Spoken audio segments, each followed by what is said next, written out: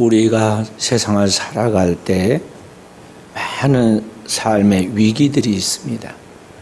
이 위기를 어떻게 극복해 나가고 풀어가느냐에 따라서 인생의 운명이 바뀌고 국가가 달라지고 세상이 달라집니다. 그래서 오늘 우리는 먼저 우리 자신의 운명을 이 어려움의 위기, 난관을 돌파해 나가는 또는 풀어나가는 그런 것들을 터득해 나가야 하는데, 이 고난이 우리에게 주는 의미를 알 때 그 고난을 통해서 오늘 하나님이 내게 말씀하신 그 의미가 무엇인지를 깨달을 때 우리의 인생이 그 문제를 풀어갈 수 있는 답도 찾게 되는 것입니다.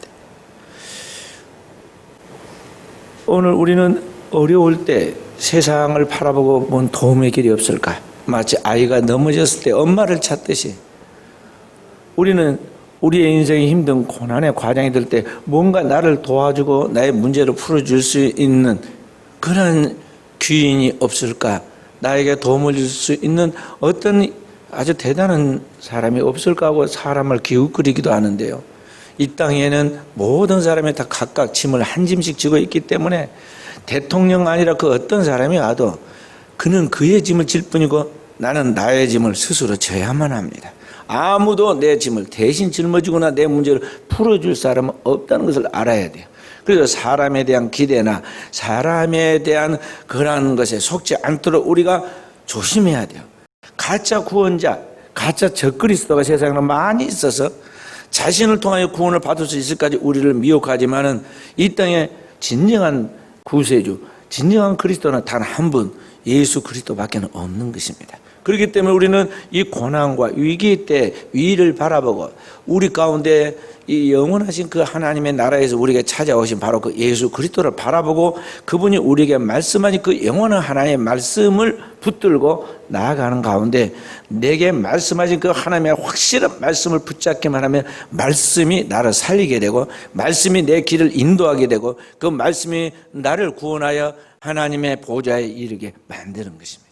그래서 우리는 고난의 때 더욱 정신을 차리고 하나님을 찾아야 하고 그 고난의 때 우리는 하나님 앞에 기도해서 응답을 받아야 돼. 그래서 인생이 진짜 어려울 때는요, 세상 사람들처럼 술 먹으러 가면 안 돼요. 세상 사람들처럼 노래방에 가면 안 돼요. 그러니까 코로나 바이러스에 노출되잖아요. 막 스트레스를 푼다고 힘들어 죽겠는데 스트레스라도 풀어야겠다고 술 먹고 나이트클럽에 가가지고 이상한 질병에 걸려갖고 오잖아요. 우리는 그 인생의 공간 때 하늘과 땅 사이에 나를 도울 자가 아무도 없고 나 혼자 적막한 곳에 버려졌다고 생각드리는 그때가 하나님이 나를 찾아오시고 나를 만나주시는 때인 줄 알고 하나님께 납작 엎드려야 돼. 그리고 그 하나님 앞에 완전히 몰입해서 살든지 죽든지 내 생명의 주인이신 당신이 내 문제를 풀어갈 수가 있습니다. 나를 긍휼히 여겨주십시오. 정말 하나님 앞에 마음에 거짓 없는, 그러나 지금이 아니면 내가 살 수 없다는 걸 알고 하나님 앞에 절박하고 간절한 기도가 있어야 돼. 그때 주님이 나를 찾아오셨고 이미 나를 만나주시고 예비하신 하나님의 구원의 은총들을 받게 된다는 것을 경험하게 되는 거예요. 그 결정적인 사건이 요나 이야기에 나옵니다. 구약성경 요나서에는요, 짧지만 그게 굉장한 예수 그리스도의 구원의 메시지의 예표가 들어있어요. 사람들이 예수님께서 당신 하늘로서 오는 표적을 구하니 보여주십시오. 그때 나는 너희에게 보여줄 표적이 없다고 그러면서 표적이 하나 있는데 그게 뭐냐면 요나의 표적밖에 보여줄 것이 없다 그랬어요. 요나의 표적이 무엇입니까? 요나가 하나님께 불순종해서 그가 다시스로 도망을 갔는데, 다시스는 당대의 세상 끝이라고 생각하는 그러한 곳이었는데 이 다시스로 도망을 가던 그가 멀리 이제 하나님의 눈을 피하여 자기의 사명을 이제 내려놓아도 된다고 생각하고 도망을 간 그 자리에 바다 한가운데 이제는 그 누구도 구원할 수 없는 그 자리에 엄청난 태풍을 만나게 됐고 그 풍랑 속에서 배가 뒤집히게 되었는데 그 뱃속에 있는 사람들이 이리저리 온갖 방법을 다 해도 안 되니까 뭔가 하나님이 노여워해서 그런가 보다 하고 그들이 제비를 뽑았는데 그 제비가 하필이면 요나에게 당첨되어서 요나가 고백을 하잖아요. 내가 사실은 하나님께로부터 사명을 받아 니니로 가야 하는데 다시스로 도망을 쳤다. 그러니까 하나님, 나 때문에 이 풍랑이 일어난 것이니 나를 바다에 던지면 이 배가 항해를 잘해서 갈 길로 가게 될 것이고 너희는 살아날 것이다. 마지막 신앙 양심을 가지고 요나가 자신을, 그 원인이 자기에게 있던 걸 지도자이고 영적 선지자이기 때문에 깨닫고는 자기를 던지라고 그러죠.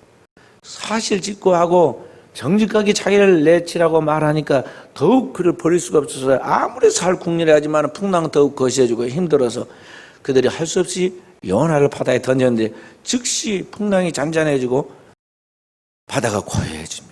확실히 살아계신 하나님이 지금 간섭하신구나 깨닫고 그들이, 하나님도 알지 못한 이방인들이 하나님께 제사를 하죠. 예배를 드리죠. 그리고 물에 풍덩 빠진 요나는 이제 물속에 가라앉아 익사되어 죽게 생겼는데 그때 큰 물고기가 요나를 삼켰다 그랬어요. 큰 물고기, 우리가 짐작컨대 아마 그건 고래일 것이다. 사람을 삼킬 정도의 고래일 것이다 그렇게 생각을 하잖아요. 고래였던 것 같긴 합니다. 왜냐하면 고래가 포유류인데 이 고래는 사람처럼 숨을 쉬잖아요. 그래서 산소를 많이 저장해서 물속에 한참 항해를 합니다. 요나가 그 물고기 뱃속에 들어갔는데요, 아무리 미련한 사람도 사람이 물고기 뱃속에나 뭐 짐승의 뱃속에 들어갔으면은 하루는 못 넘기고 거기서 완전히 위산이 나와가지고 소화가 돼서 이 뒤로 배설이 돼 나온다는 거 다 알잖아요. 그리고 그 공간 속에, 밀폐된 공간 속에 들어갔으니까 질식되어 죽는다는 거 다 알잖아요. 지금 삶과 죽음이 몇 분 사이에 또는 몇십 분 사이에 지금 결정된다는 걸 알고 요나가 어떻게 했겠어요? 죽음이 자기 앞에 지금 확실하게 다가왔던 거, 아무도 이 바다에서 자기를 살려줄 자가 없다는 것을 알기 때문에 얼마나 하나님 앞에 절박하게 기도를 했겠어요. 그 짧은 순간인데 요나가 깊이 기도했다. 요나서 2장에 보면은 요나가 내가 하나님께 수월의 뱃속에서 부르짖나이다. 수월은 지옥을 말하는 거예요. 지옥. 이 지옥, 지금 물고기 뱃속에 들었는데 지금 지옥에 떨어진 거나 마찬가지다는 거죠. 하나님 앞에 부르짖어 기도했어. 그때 기도는 그냥 우리처럼 졸면서 기도한지 뭐한지 이렇게 기도했겠어요? 완전히 이제 죽음이 코앞에 와 있으니까 얼마나 몸부림을 치고 기도를 했겠어요. 하나님의 은총이 순간순간 따르고 그 은총의 보호하심이, 그 위산이 퍼져 나올 때 그걸 이제 이길 수 있을 만큼 영성과 영역이 보호되어서 나올 만큼의 그런 것들이 있지 않으면 살지 못하는 그 순간에 얼마나 요나가 정신을 차리고 의식이 끊어지기 전에, 숨이 멈추기 전에 자신의 그 생명이 아직 남아 있어서 하나님 부를 수 있을 때 막 부르짖고 기도를 했어. 그랬더니 어떻게 됐습니까? 기적이 일어났잖아요. 기적이 일어났어. 보통 하루면은 다 소화가 돼가지고 배설물이 돼가지고 바다에 그냥 똥이 내서 나와버리는데 이게 소화가 안 돼요. 소화가 안 돼. 그 소화력이 좋은 물고기가 이게 이제 먹이를 잡아 먹었는데 이게 소화가 안 된다. 하나님이 그를 생명싸게 쏴준다는 말이 그런 거예요. 하나님이 다 보호막을 쳐서 보호해 준 거죠. 그러면 완전히 그 안에서 그냥 흥얼흥얼하게 돼가지고 이 표백돼 가지고 그대로 녹아서 없어지는 거예요. 그런데 지금 그 속에서 며칠 있었느냐? 3일 동안 물고기 뱃속에 있었단 말이에요. 견디다 모르고 결국에는 물고기가 못 견디고 그걸 토해내잖아요. 도저히 안 되겠다 그래가지고는 토해내는데 그게 어디냐? 니니웨가 가까운 쪽 어디 바닷가에다가 탁 토해냈잖아. 나와서 물어보니까 여기서 니니웨 가깝다는 거예요. 아수리의 수도 니니웨. 그러니까 하나님이 우리의 생애 가운데 요나만 간섭한 게 우리의 생애 가운데도 요나처럼 간섭하신데 우리가 하나님이 아니 이 세상과 세상에 있는 것들 따라서 내 생각대로 내 고집대로 내 주장대로 할지 못할 때 다 하면서 살아봅니다. 하나님이 가만히 두지 않아요. 그 백성을 절대 버려두는 법이 없어요. 어떤 부모가 자기 자식을 그냥 방치해서 버려두겠어요? 항상 다른 일을 하면서도 이 뒷꼭지에 눈이 달린 것 같이 시선은 그 아기 있는데 머물러 있고 그 귀가 청각이 그 아이의 소리에 민감해요. 아무도 저기 못 듣는데 자기 엄마는 자기 아이 소리를 저 멀리서 다 듣고 있습니다. 이 방에 있어도 다 듣고 TV를 켜놓고 있어도 다 들려요.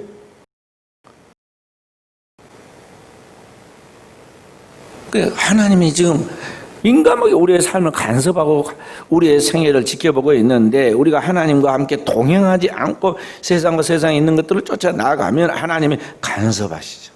절대 불의돼요. 사랑은 간섭이에요. 사랑은 간섭.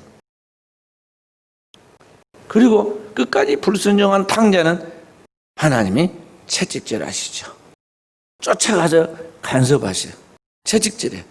저 멀리 먼 타국에 갔더니 거기서 마음껏 살면 될 줄 알았지만 거기 하나님 찾아서 간섭하시잖아요. 배 타고 다리수로 가면 해결될 줄 알았지만 하나님이 바다 한가운데서 연하를 간섭하시잖아요. 간섭하시고 하나님은 우리의 생애에 개입하시고 우리의 삶을 간섭하시는 하나님이에요. 그 결정적인 순간에 우리의 모든 것을 다 내려놓을 수밖에 없도록 환경에 영향을 주고 이 환경을 통해서 우리에게 말씀하시는 거예요. 요나는 물고기 뱃속에 떨어져서 이제 녹아버리기 직전의 상황 속에서 그때서야 기도다운 기도, 정신 차린 기도, 하나님 앞에서 바른 응답적인 기도를 하기 시작하죠. 그 앞엔 따졌죠. 니느웨는 이스라엘을 공격해가지고 우리나라의 절반을 이미 망가뜨려 버렸고 우리나라의 원수 나라인데 왜 그 나라에 가서 내가 복음을 전해야 합니까?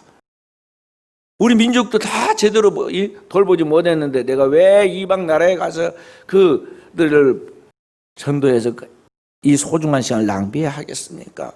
아주 제법 똑똑한 것 같이 하나님과 논쟁하였지만은 결국 그런 상황 속에 떨어지니까 하나님 앞에 항복하죠. 하나님 앞에 기도하고 내게 제2의 기회를 주시면 내가 하나님 앞에서 마지막 사명 감당하겠습니다. 회개하니까 하나님이 즉각 이 물고기를 명하여 그를 바닷가에 토하게 하시죠. 성경은 분명히 하나님 명하셨다 그랬어요. 물고기가 뭐 귀가 있어요? 물고기가 말귀를 알아듣겠어요? 그런데 하나님이 그에게 명하셨다. 그래서 토해냈는데 니느웨가 가까운 쪽 바닷가에다 딱 토해냈어요. 데려다 놓았단 말이죠. 그래 가서 일해라는 거죠.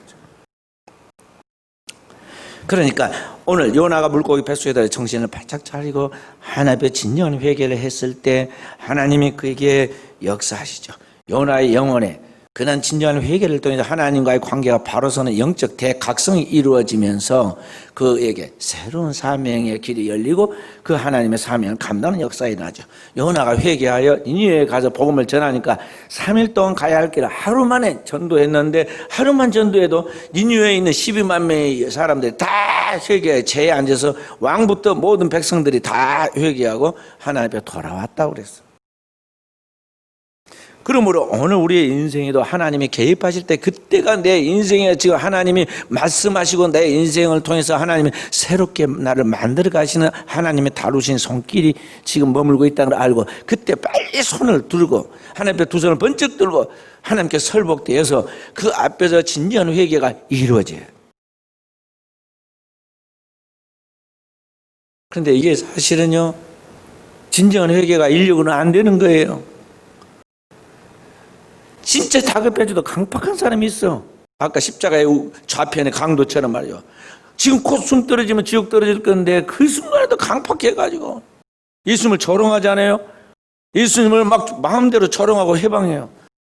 내가 만약 그리스도여도 너가 십자가에서 내려오고 나도 좀 구원시켜줘 봐라 하고 막 예수님을 밑에 있어 조롱한 사람들처럼 똑같이 좀 조롱을 해요. 사람이 하나님의 택한 사람들은 뭐가 다르냐면 똑같이 죄인인데 하나님의 간섭하시면 그 성령에 민감하게 반응하여서 회개가 이루어지는데 성령의 회개가 이루어진다는 거예요. 요나가 그냥 제정신으로 기도가 나왔겠어요? 그 숨도 쉬기 어려운 그 상황에서 하나님이 그에게 간섭하셔서 그 사명이 끝나기 전에는 절대 죽지 않도록 특별 보호를 하면서 그에게 뭘 하느냐면 회개를 시켰는데 그런 회개는 하나님이 그에게 성령으로 회개를 시키는 거예요. 초대교회 베드로 사도가 성령 받고 나가서 가서 예루살렘에 모인 맥주절에 모인 오순절 날에 모인 그 백성들에게 가서 복음을 전합니다. 너희가 십자가에 못 박혀 죽인 그 예수 그리스도를 하나님이 보내신 하나님의 아들이시고 그의 십자가를 통해서 우리의 죄를 담당하신 것이고 그의 부활을 통해서 오늘 우리로 하여금 영원한 하나님 나라에 들어갈 수 있는 새 생명을 주었으니 그 예수 그리스도를 믿어야 한다고 말할 때 성령으로 전한 말씀이 성령으로 받아들여서 그 백성들이 회개가 이루어지는데 성령의 회개가 이루어집니다. 우리들이 다 우리가 어찌할꼬 막 진정한 회개가 이루어지기 시작해요. 베드로가 설교를 길게 하지도 않아요. 베드로가 짧게 대답을 해줍니다. 너희가 각각 회개하고 예수 그리스도의 이름으로 세례를 받고 죄 사함을 받으라. 그리하면 우리처럼 성령을 선물로 받으리라. 너희에게 유쾌하게 하는 날이 올 것인데 이 성령으로 말하면 새로운 세계가 열리게 될 것이라고 하나님의 뜻을 전달해 주자. 그들이 다 성령으로 전한 메시지를 받아들이고 예수를 구주로 영접하고 거기서 세례를 받았는데 하루에 3,000명씩 돌아왔다 그래요. 그것이 초대교회의 시작입니다. 오늘의 시대에 우리는 하나님 앞에 진정한 회개가 이루어져야 하는데 그게 뭐냐면 성령으로 말미암아 주어지는 회개가 이루어져야 돼요. 요나가 물고기 뱃속에서 막 부르짖을 때 인력으로는 저게 안 되나? 5분만 지나면 의식이 완전히 이제 가업거는 이제 의식 끊기고 의식이 끊겨가지고 아무것도 안 되는 거예요. 근데 하나님 특별한 간섭을 지금 하고 있는 거거든요. 그걸 회개시키려고. 그리고 바로 서게 하려고. 그래서 성령이 지금 역사하시는 거예요. 그 속에. 그러면 절대 그가 생명이 살아 움직일 수 없어요. 성령의 역사예요. 초대교회 그 강팍한 유대인들이 어찌할꼬 하고 회개가 일어난 것은 이 성령이 그들 가운데 역사하신 거예요. 오직 성령이 너희에게 임하시면 너희가 권능을 받고 예루살렘과 온 유대와 사마리아 땅끝까지 이런 대칭이 되라 하신 말씀처럼 이 성령이 임하니까 그 성령에 의해서 모든 영혼들이 그 안에서 성령이 어루만지시고 각성시키는 가운데서 진정한 회개가 이루어졌다는 것이죠. 그래서 현대교회에 가장 필요한 것은 다른 것이 아닙니다. 오늘 사람들은 지금 가장 필요한 것은 뭐 코로나 바이러스 이길 수 있는 백신이 필요하다는 둥, 경제가 망가져 가니까 경제적인 그 방법이 필요하다는 둥. 맨날 국회의원들 모여서 지금 뭐예요? 재난지원금 뭐 2만 원 줄 것이냐, 30만 원 줄 것이냐, 다 줄 것이냐, 몇 사람은 골라주고 맨날 이것만 갖고 싸우잖아요. 30만 원이면 뭐하고 2만 원이면 뭐 할 거예요? 죽을 사람은 죽고 살 사람은 살 거예요. 그렇게 해서 그 해결이 되겠어요? 경제가 문제가 아니에요. 보세요. 남북의 평화회담을 하고 무엇이 어쩌고 그런데 빵빵 총 쏴갖고 말이죠. 우리 국민 죽고 국민이 죽었는데 생명을 경외하는 그 위대한 지도자의 정신에 감복했다 이런 소리 하고 있고 말이죠. 아니 살려내야 할 거 아니에요. 보호해서 첨단의 그런 그 무기와 첨단의 그런 경비를 가지고 국가와 국민을 보호하라고 보는 것인데 그런 걸 못하고 무슨 뭐 첨단의 정비가 노출가 될까 싶어서 국민을 안 살렸다는 게 말이 안 되는 이야기인데 어쨌든 이게 사람에 의해서 또는 뭐 인간에 의해서 뭐가 되는 게 아니다 그런 걸 보여주는 거죠. 지금 현대 사회에 가장 우리에게 필요한 것은 사람이 하나님 앞에서 진정한 영성을 회복하고 하나님의 진정한 구원을 받는 것이 중요한 것이지 우리가 다른 어떤 과학이나 의학이나 무력이나 그 어떤 사람에 의한 방법으로 스스로 구원을 만들려고 해서 해결되는 게 아니다는 것을 우리가 알 수가 있어요. 그렇기 때문에 우리는 고대나 예수님 때나 그리고 오늘 우리 시대에나 진정한 구원은 예수 그리스도를 통하여 우리에게 주시는 하나님의 성령으로 말미암아 되어진다는 걸 알고 우리가 하나님 앞에서 우리의 신앙의 현 주소를 발견하고 내가 하나님 앞에 온전한 믿음으로 바로 서서 주님을 따라가고 있는가에 대하여 진정한 회개가 필요하고 그 회개가 단지 내가 그냥 잘못했다 아이고 좀 내가 잘못한 게 다음부터 잘 살아야겠다 그런 단순한 그런 감정의 그런 변화 정도로 끝나서는 안 되고요. 삶을 통해서 완전하게 주님이 마치 요나를 확실하게 뒤집어서 새 사람 만들어가지고 하나님의 사명을 전하게 만든 것 같이 3일도 아니고 하루 만에 그냥 인류를 바꿔버릴 수 있을 만큼 영역 있는 메시지로 그들에게 복음을 전해서 영혼을 살려낸 것까지 오늘 우리가 완전한 성령의 사람이 되도록 회개해야 한다는 것이죠. 현대사회에 가장 지금 부재된 것이 뭐냐면 바로 이러한 진정한 성령에 의한 회개가 되어지지 않고 있다는 거예요. 마당만 바꿔 다니는, 교회를 이용해서 다른 어떤 욕망을 채우려고 하는, 별 이해하는 사람들이 교회에 다 모인다고요. 영적으로 깨어서 독수리보다 더 예민한 통찰력을 가지고 자기 양떼를 돌보고 자기 영혼들을 관리하고 자기 가정을 지키지 않으면요, 현대사회에 살아남을 수 없을 만큼 원래 현대사회는 극도로 타락해 있던 걸 알아야 돼요.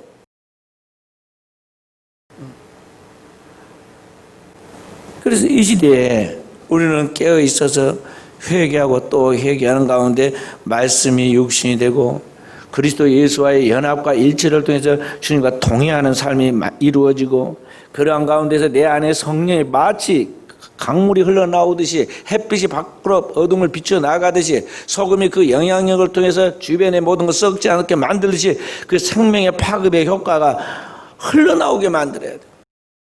흘러나와야 돼. 그것이 그리스도인이 그 시대 속에 하나님이 생명을 가지고 존재하는 이유예요. 그렇지 않고 우리가 그냥 밥만 먹고 그냥 살기만 살면 된다. 그건 너무 무의미하잖아요. 왜냐하면 내 안 살아도 딴 사람이 살 거예요. 살 거예요. 이 사람이 죽으면 끝난 것 같아요. 다음 사람이 다 대를 이어서 자손들이 태어나서 또 살 거예요. 절대적 존재는 사람과 이 땅에 있는 것에는 없다고요. 내가 대단할 것 같지만 사실은 더 대단한 사람들이 또 나와요. 그러니까 우리는 내 삶이 의미 있게 만들려면 내가 주어진 하나님의 시간의 한계 안에서 내게 주어진 그 사명이 있는데 그 사명을 어떻게 하면 하나님 앞에 가장 최선으로 극대화시켜서 가장 아름다운 그런 영향력으로 세상에 영향을 미치고 하나님의 뜻을 이루고 나갈 것인가, 여기에다가 우리가 온 집중을 다해야 돼요. 그리고 하나님의 우리의 사명이 끝난 날은 어느 때든지 우리를 불러가더라도 후회가 없도록 되어져야 한다는 것이죠. 그래서 오늘 우리는 우리 하나님 앞에서 이러한 진정한 영의 자리에, 영적인 자리에서 그렇게 살아갈 수 있도록 깨어 있어야 하고요, 수준으로 자라가야 하고, 그러한 가운데서 모든 걸 분별할 수 있는 지각이 있어야 돼요. 세상에는요 다 똑같은 것 같고 또 사회적 지위가 있고 뭐 어떤 위치가 있으면 그 사람 다 잘할 것 같지만 세우면 실망투성이잖아요. 왜 그래요? 기대를 했지만 그 직책에 맞게 제대로 일을 못하고 뭔가 잘못된 그런 오도된 결과를 나타낼 때 우리는 실망을 하죠.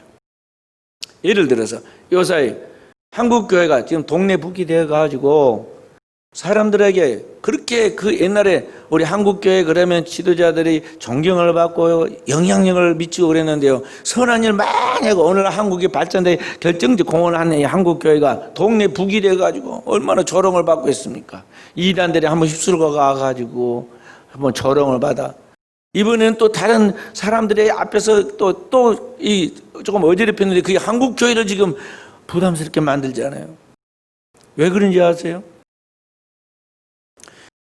예를 들어서 요사이 이 목회자들 중에서도 극우 사상, 한쪽으로 완전히 우익에 치우쳐 있는 사상을 가진 사람들이 있거나 또는 정반대로 좌익 사상을 가진 사람들이 있거나, 이런 사람들이 그 사상과 극좌 사상 또는 극우 사상과 기독교 신앙을 분별하지 못하고 분간하지 못하고 이것을 혼합시켜요. 신학적인 통찰력과 분별력이 있어서 이것이 무언가를 딱 분별할 수 있어야 하는데 그 많은 수준이 안 되었기 때문에 이 모든 걸 분별할 수 있는 영혼의 눈으로 하나님의 말씀을 가지고 이것을 분별할 수 있는 영적인 통찰력과 지혜와 지식이 있어야 하는데 그게 없으니까 자기의 그 상식의 수준 안에서 자기의 지식의 한계 안에서 이 사상적으로 극좌나 극우로 치우치는 그런 사상을 기독교 신학과 이렇게 섞어가지고 경박하게 말하고 행동함으로 말미암아 하나님의 구원 얻는 놀라운 지식이 해방을 받는 거예요.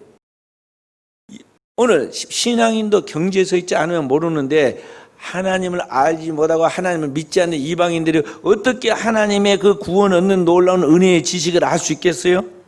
그러니까 그런 사람들 앞에서 경박하게 말하고 행동을 하니까, 그리고 일이 또 그렇게 했고 잘못되니까 얼마나 그것이 전부인가지, 기독교 전부인가지 공격을 하고 막 회방을 하고 오늘 교회를 막 들었다 놨다 하면서 조롱하고 댓글을 달아가지고 그렇게 하고, 이제는 막 만만하게 생각하고 막 내놓고 그렇게 하잖아요. 예를 들어서 우리 아직도 끝나지 않은 이 코로나 방역에 대해서도 대통령 하나님을 믿는 영적인 그런 지식이 없어서 그런다 하지만은 오늘 우리 지도자들은 그 분별을 가져야 하거든요.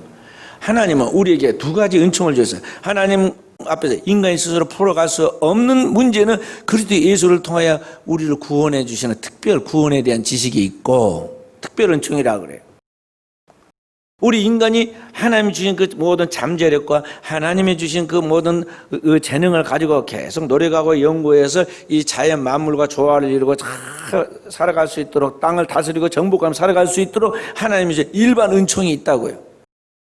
예를 들어서 죄에서 구원받는 이 구원의 문제, 영에 대한 이 문제, 수직적인 문제는 그리스도 예수를 통해 주시는 특별 은총이지만, 오늘 우리가 예를 들어서 이 병이 들어갖고 있는데 이걸 수술하고 또 이런 것들을 잘 분간해서 이런 것들을 발견해서 할 수 있는 기계를 만들고 또 그것을 치료할 수 있는 기술들을 찾아내가지고 하는, 이것은 뭐냐면은 일반 은총이라고요. 일반 은총. 그러니까 예수 믿는 사람이 아니더라도 모든 사람들이 그렇게 할 수 있도록 하나님이 모든 사람들에게 그러한 재능을 주었어요.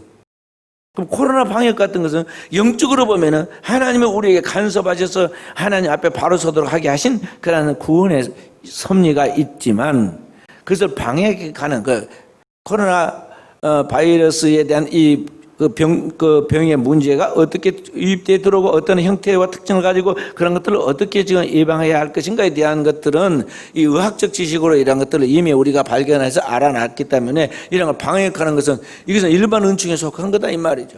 그러니까 이 두 가지를 혼돈하지 아니하고 하나님 앞에서 우리가 바로 서도록 힘쓰면서 또 이러한 것들에 대해서 예방과 방역에 대한 이런 것도 잘 지켜서 우리가 이런 문제예요. 어려움이 없도록 최선을 다해야 하거든. 근데 이런 것들을 분명하게 선을 그어주고 이런 지도를 해주지 아니하고, 또 이런 가운데서 무엇이 그 중에서도 우선순위인가에 대한 그런 것들을 딱딱딱 정리 안 해주고 대다수 사람들이 이게 막 혼란을 겪어요. 기독교는 세상의 그 어떤 종교보다도, 세상의 어떤 사람들보다도 높은 영적 수준과 도덕적인 수준을 가지고 있는데도 불구하고 이런 것들이 제대로 되어서 분별하지 못하기 때문에 세상의 사람들이 기독교에 대해서 너무나 가볍게 생각하고 천박하게 여기까지 한다 이 말이에요. 그래서 결국 하나님의 영광을 가려요. 그게 왜 그러느냐? 오늘 크리스찬들이 하나님 앞에 머물러서 성경을 통하여 계속 읽고 말씀을 듣고 그 말씀을 자기의 것으로 채워서 그리스도의 안에서의 정화되고 성숙되고 성화된 그러한 그리스도의 인격과 지혜와 지식으로 다 무장되어 있어야 하는데 그것이 안 되어 있기 때문에 오늘날 이와 같은 혼돈, 이와 같은 혼란, 이와 같은 잘못된 생각과 결정들을 하게 되는 거예요.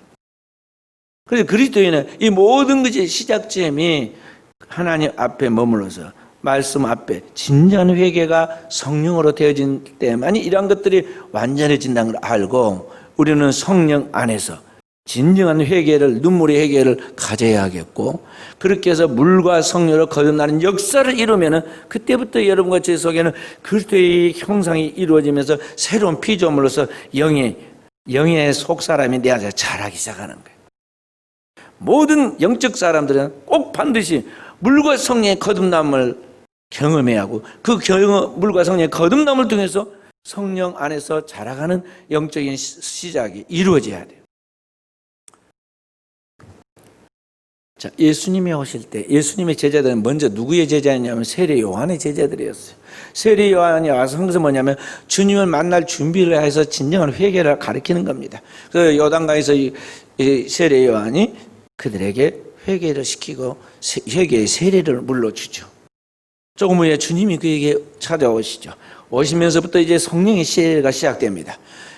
세례 요한이 예수님에게 세례를 주는 순간에 하늘이 열리고 성령이 비둘기처럼 강림하고, 그리고 하나님의 음성이 그에게 들리면서 이는 내 사랑하는 아들이 내 기뻐하는 자라고 말씀하시기 시작하죠. 여기서부터 성령의 세례가 시작된 거예요. 물로 세례를 줍니다. 그리고 조금 있으니까 성령으로 세례가 나타나잖아요. 초대교회는 늘 그렇게 시작을 해요. 다음부터 보면은 이제 초대교회 성도들이 하나님 앞에 회개하고 나니까 그러니까 예수님의 제자였던 이 제자들은 대다수 그 세례 요한의 제자인데 그들은 다 눈물로 회개하는 그런 세례가 이미 검증된 사람들이죠. 그들이 마가의 다락방에 성령으로 다시 세례를 받았습니다. 물과 성령으로 거듭나는 세례가 이루어지죠. 그리고 이런 세례를 통해서 이 초대교회가 강력한 하나님의 역사가 나타나기 시작합니다. 그래서 보면 이제 초대교회의 사도들이 가서 복음을 전하고 나면요, 전하는 그 자리에 성령이 임하시죠. 그리고 성령이 말하게 하심을 또 새 방언으로 말하게 되면 이제 성령이 임하시고 세례를 줍니다. 어떤 곳에는 또 세례를 먼저 줍니다. 그러고 나니까 성령이 그들에게 임하십니다. 이게 이제 순서가 앞으로 가고 뒤로 가도 차이가 있긴 하지만은 언제든지 이 물과 성령으로 세례가 완성돼요. 오늘 여름과제도 예수 믿고 시작할 때 세례를 주죠. 세례를 받고 난 그들이 다시 하나님 앞에 성령으로 세례를 받아야 돼요. 그 성령의 세례는 진정한 기도를 통해서 하나님 앞에 회개하고 있을 때, 회개할 때 하나님이 여름과제에 성령의 세례를 주세요. 그리고 이런 체험들이 우리 안에 있어야 한다는 것이죠. 이런 것들이 반복돼야 돼요. 그러면 이러한 것을 통해서 우리는 영적인 성장이 그때부터 이제 쑥 키가 커가듯이 아이가 차듯이 자라가게 돼요.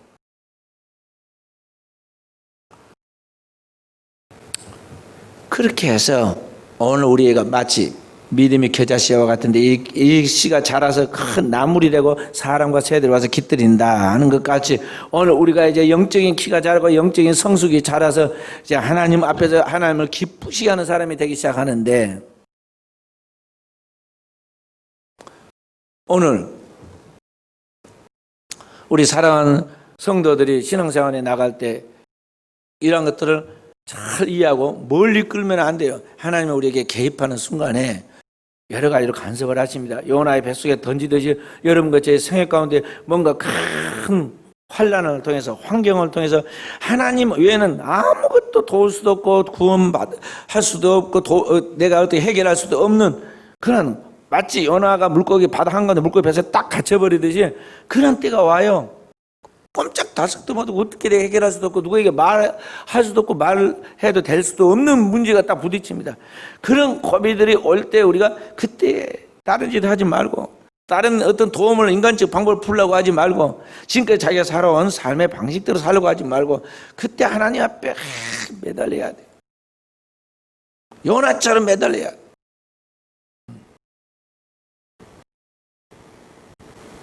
그래야 하나님의 살아계신 영이신 성령께서 우리의 영에 접촉점을 갖고 다가오십니다. 그리고 우리의 영에 하나님께서 이제 역사를 하시는데 죽은 내 영이 깨어나기 시작하고 살아나기 시작하고, 영이 살아나니까 영과 혼과 여기 다 깨어나는 거예요. 그리고 내 영혼이 잘 되고 깨어나니까 모든 범사의 문제가 풀리기 시작하는 거예요. 그때는 이제 하나님 앞에 폭발적인 충성을 하고 하나님 앞에 헌신을 하고 하나님 앞에 불꽃같이 영광을 돌리면서 쓰임을 받는 거예요. 그리고 그 절정의 순간에 하나님 앞에 가야 돼요. 모세가 하나님 앞에 갈 때 이야기가 나오는데 120년, 그 나이가 120살이 되었을 때 기력이 쇠하지 않았고 그 눈이 쇠하지 않았고 총명이 사라지지 않았어요. 그래서 사명이 끝나니까 모세의 연대는 40년씩이요. 애굽에서 40년, 광야에서 40년, 출애굽에서 이스라엘 백성 이끌고 가나안 땅에 가는 40년. 120살 딱 되고 사명이 끝나니까 하나님께 그렇게 건강한 그릇 딱 데리고 가시잖아요. 그렇게 가는 거예요.